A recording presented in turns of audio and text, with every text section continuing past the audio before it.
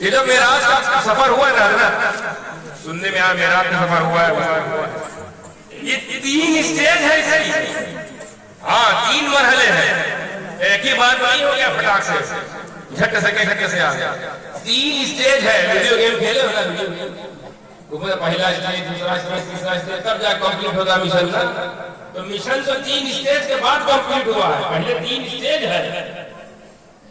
हालांकि अल्लाह अगर चाहता तो यूं ही जिब्रील को भेजकर डायरेक्ट ला लेता। कोई रुकावट, कोई खेद, कोई लाइसेंस बनवाना पड़ता, कोई बॉर्डर, अल्लाह की मर्जी। यूं गया, जाओ मेरे नबी को बुला लो, जिब्रील आए, ले चले गए। और ये 3 स्टेज क्यों? पहला स्टेज अल्लाह चाहता डायरेक्ट जा सकता था, कादिर मुतलक है। स्टेज क्लियर बात सही है ना? तो फिर ये 3 हिस्से में 3 टुकड़े में मेरा पहला टुकड़ा समाप्त कर भाई। पहला टुकड़ा सुब्हानल्लज़ी असरा बिअब्दिही लैला मिनल मस्जिदिल हराम इलल मस्जिदिल अक़सा। पहला टुकड़ा, पहली स्टेज, ये पहला सफर है। वाक़ है वो ज़ात जो ले गई रातों रात, तजल्लियों की बरसात, फरिश्तों की बारात, नबी की ज़ात, हैरान की कायनात। पहुंचे मस्जिद हराम से मस्जिद अक़सा, मस्जिद हराम से मस्जिद अक़सा। एक सफर ये कर लिया। क्यों? डायरेक्ट बुला लेते, डायरेक्ट बुला लेते सिदरतुल मुंतहा। 3 क्यों? पहला इसलिए कि अल्लाह का पता है अपने इल्म से कुछ लोग आएंगे बाद में, जो नबी को अपनी तरह बशर समझेंगे। नबी को अपनी तरह बशर, तो कहीं कोई नबी को अपनी तरह बशर समझे। एक ऐसा सफर तय करा दो मेराज में जो बशरी तकाजे को पूरा करता है, तो बशरी तकाजे को पूरा, यानी चंद ही मिनट में, चंद ही पल में पलक झपकते ही कोई बशर यहाँ से वहां जाता है, जा सकता है। तो मेरे नबी तुम भी ये कर दो, क्योंकि बशर तो तुम भी हो। एक बशरी तकाजा, बशरी लिबास तो आपने पहना है, धारण किया है, तो ये वाला भी चैप्टर क्लोज कर दिया जाए, एक बशरी सफर भी करा दिया जाए। हालांकि आम बशर वैसा सफर नहीं कर सकता, लेकिन बशर ने किया है सफर। उलमा भी तवज्जो करो, उलमा इनको पता है, लेकिन आपको पता है सब इनकी दुआओं को लेते हुए। हजरत सुलेमान अलैहिस्सलाम का नाम कौन कौन सुना है? सभी लोग सुना। तुम सब थोड़ी तुम अकेले हो, सब लोग बताए, सबने सुना है। आज जिनकी हुकूमत हवाओं में, जानवरों पर, जिन्नातों पर, इंसानों पर, हर किसी पर उनकी हुकूमत थी कि नहीं? एक वक्त ऐसा आया कि उनको एक चीज की जरूरत पड़ गई, वो था तख्ते बिल्कीस। बिल्कीस एक जगह की राजकुमारी का नाम, शहजादी बिल्कीस। वो मिलने आ रही थी हजरत सुलेमान अलैहिस्सलाम से। सुलेमान अलैहिस्सलाम को खबर करने वाले परिंदे ने खबर कर दिया। उनकी सब पर हुकूमत, परिंदे उनके गुलाम, जीन उनके गुलाम, हवा उनकी गुलाम, लहरें उनकी गुलाम, हम सब उनके गुलाम। तो खबर लगी हजरत बिल्कीस आ रहे हैं आपसे मिलने। अब बिल्कीस शहजादी, तो शहजादी अगर आएगी तो शहजादी की शायाने शान कुल तक में तो होना चाहिए जहां उसको बिठाए। और हमारे पास अभी मौजूदा ऐसा कोई सिंहासन या ऐसा कोई कुर्सी, ऐसा कोई तख्त नहीं है, तो क्यों ना एक काम किया जाए, वो इम्प्रेस भी हो जाएंगी और हैरत ज्यादा भी इम्प्रेस हो जाएंगी तख्त से, और हैरत ज्यादा हो जाएंगी उन्हीं के तख्त पे। यानी आ रही है तो इम्प्रेस भी हो जाए और इस्लाम की ताकत को भी समझ है, मजा हो जाएगा, मेरा ही तख्त मेरे लिए। तो अब हजरत सुलेमान थे मुल्के शाम और बिल्कीस मुल्के यमन और शाम बीच में बहुत सारे दिनों रात गुजारने के बाद पहुंचना पड़ेगा।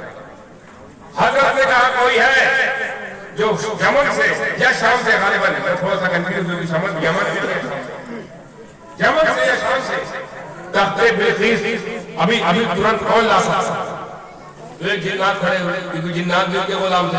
बेटा बात करनी है तो कहीं और चले जाओ। बेटा खामोशी के साथ सुनो, सुनना भी सवाब है, समझ में आया। तो एक दिन हुजूर इजाजत दीजिए, आज्ञा दीजिए, किस चीज की? बोले मैं हजरत रखते बिल्किस लाने की ताकत क्षमता रखता हूँ। तो कितनी देर में ले आऊंगा? बोले सुबह जाऊंगा, शाम को ले आऊंगा। बोले नहीं, तो रास्ते में पहुंचने वाली है, लेट हो जाएगा। लेट हो जिन्नात भाई, पता चला जिन्नात कितनी हैसियत है। अब बताता हूँ आगे किसकी हैसियत जिन्नात से ज्यादा होती है। एक वली जिसका नाम आसिफ बिन बरखिया, जो हजरत सुलेमान अलैहिस्सलाम पर ईमान लाया और उनका कातिब भी था और उन पर ईमान लाया उनका उम्मती भी, और अल्लाह का वली भी था, वो भी खड़े हो गए। बोला हजरत मुझे इजाजत दीजिए, मुझे इजाजत दीजिए, मैं लेके आ जाऊंगा। बोले कितनी देर में आओगे? बोले पलक झपकते ही। कितनी देर में जाएंगे? अब पता चला जिन्नात की ताकत है अल्लाह वालों के, बस जिन्नात छोटा मोटा नहीं होगा। सुलेमान अलैहिस्सलाम सुबह वाला जिन्नात, वो भी कह रहा है हमको टाइम लगेगा, सुबह जाएंगे शाम में आएंगे, शाम में जाएंगे सुबह आएंगे, दोपहर में आएंगे रात में आएंगे, रात में आएंगे दोपहर में आएंगे। है कोई अल्लाह की दी हुई पावर वाला, अल्लाह की शान विलायत है किसी को मिली? तो आसिफ बिन बरखिया खड़े हुए और पलक झपकते ही कहाँ यमन, कहाँ शाम, कहाँ यमन, कहाँ शाम, पलक झपकते ही सामान हमारे सामने। तो अब ये बताइए, आसिफ बिन बरखिया अपनी तमाम विलायत, करामत, कमालात, जमालात, दर्जात के बावजूद बशर है कि नहीं? बशर है। तो कोई बशर अपनी तरह बशर न समझे, तो तुम भी ये वाला सफर कर ही लो। पलक झपकते मस्जिद हराम से मस्जिद अक्सा। अब ये किसने करवाया? ताकि आसिफ बिन बरखिया को लोग तरजीह न दे नबी पर, कि आसिफ बिन बरखिया उम्मती होकर भी पलक झपकने वाला सफर कर चुका है, ये नबी होकर भी कर पाए। तो इनसे भी सफर कराया जाता कि बशरी तकाज़े पूरे हो जाए, समझो है ना, बशरी तकाज़े पूरे हो गए। यानी आसिफ बिन बरखिया जैसा सफर हजरत मोहम्मद मुस्तफा सल्लल्लाहु अलैहि वसल्लम ने किया, तो अब आम बशर तो अपनी तरह नहीं कह सकता, क्योंकि आम बशर की मुसीबत, लेकिन आसिफ बिन बरखिया जैसा बशर। ये जो मेराज का सफर हुआ है ना, सुनने में आया मेराज का सफर हुआ है, ये 3 स्टेज है इसकी। हाँ, 3 मरहले हैं, एक ही बार नहीं हो गया फटाक से, झट से आ गया। 3 स्टेज है। वीडियो गेम खेले हो ना, वीडियो गेम उसमें पहला स्टेज, दूसरा स्टेज, तीसरा स्टेज, तब जाकर कंप्लीट होगा मिशन ना। तो मिशन तो 3 स्टेज के बाद कंप्लीट हुआ है, पहले 3 स्टेज है। हालांकि अल्लाह अगर चाहता तो यूं ही जिब्रील को भेजकर डायरेक्ट ला देता। कोई रुकावट, कोई खेद, कोई लाइसेंस बनवाना पड़ता, कोई बॉर्डर, अल्लाह की मर्जी, यूं गया जाओ मेरे नबी को बुला लो, जिब्रील आए लेके चले गए। और ये 3 स्टेज क्यों? पहला स्टेज अल्लाह चाहता डायरेक्ट जा सकता था, कादिर मुतलक है। इस दैट क्लियर बात सही है ना? तो फिर ये 3 हिस्से में 3 टुकड़े में मेरा पहला टुकड़ा समाप्त कर भाई। पहला टुकड़ा सुब्हानल्लज़ी असरा बिअब्दिही लैला मिनल मस्जिदिल हराम इलल मस्जिदिल अक्सा। पहला पहली स्टेज, ये पहला सफर है। बात है वो रात जो ले गई रातों रात, तजल्लियों की बरसात, फरिश्तों की बारात, नबी की ज़ात, हैरान की कायनात। पहुंचे मस्जिद हराम से मस्जिद अक्सा, मस्जिद हराम से मस्जिद अक्सा एक सफर ये कर लिया। क्यों? डायरेक्ट बुला लेते, डायरेक्ट बुला लेते सिदरतुल मुंतहा। 3 क्यों? पहला इसलिए कि अल्लाह का आता है अपने इल्म से कुछ लोग आएंगे बाद में, जो नबी को अपनी तरह बशर समझेंगे, नबी को अपनी तरह बशर। तो कहीं कोई नबी को अपनी तरह